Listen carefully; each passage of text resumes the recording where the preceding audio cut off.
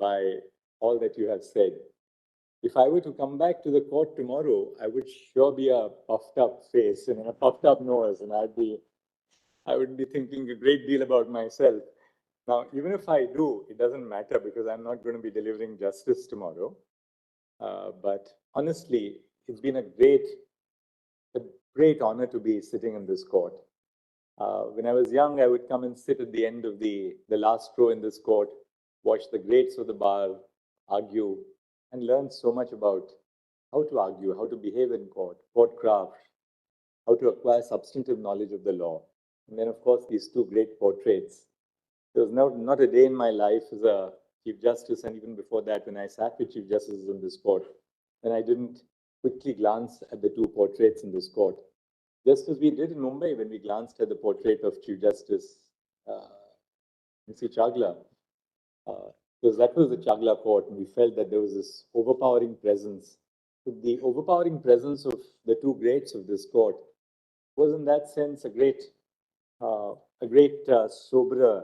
sobering reflection for all of us that there are limits which you cannot transcend, and the one cause in which we are involved in this court is the cause of ultimate justice to the citizens.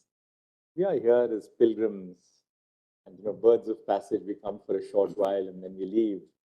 But the work which we do can either make or mar the institution.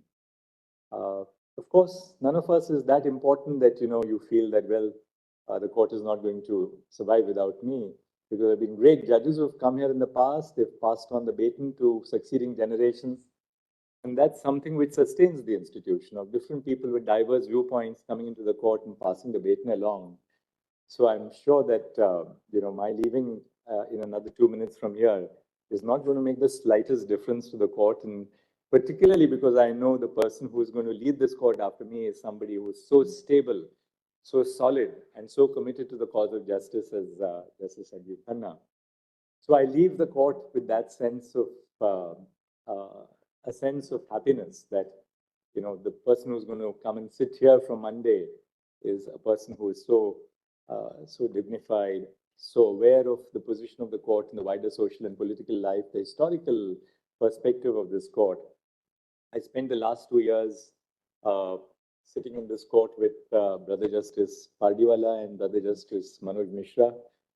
Three of us are in so many ways so similar, but in so many ways we bring to each other's lives that element of diversity, because we had such wonderful times together on the bench, cutting jokes, talking the talk, working very, very seriously on some matters, even the smallest matters where we had a video conferencing exchange with someone in our chambers. It would be always serious talk on what was best in the interest of that particular family or that person who was before us. But overall, I think just being in this court, right from the Noida courts, as we call them among the members of the bench, down to the first 5 courts and now the Chief Justice's court, has been an enormously sustaining and enriching thing. You ask me, what keeps me going? It's this court which has kept me going. Because there's not a single day when you feel that you have not learned something, that you have not had an opportunity to serve society. And there's no greater feeling for a judge than to be able to serve those in need and people you would never meet, people you possibly don't even know of, people whose lives you have the ability to touch without ever having seen them. That's the great joy and charm of judgeship which I've followed over the last 24 years, through the ups and downs. And then to imagine that I'd actually walked to the Chief Justice in 1999, early 2000, and said, can you please relieve me of this obligation of becoming a judge? And Chief Justice Agarwal told me, wait for a week. And that week changed my life. So I'll conclude by thanking all of you. Each one of you, believe me, each one of you has taught me so much that I didn't know about law, and more importantly, what I didn't know about life. Because in all that all of you said to me in the court, I learned so much about life. I learned so much about life today. I mean, those 45 matters which we did. There's no case which is similar to an earlier case. So in every case that you decide here, you learn so much about what's happening in society, what's happening across the nation, and the importance of the position of this court to sustain the faith of common citizens in the work which we do. If I've ever hurt any one of you here in the court, sometimes even I can get irritable. Kalpana tells me that all the time.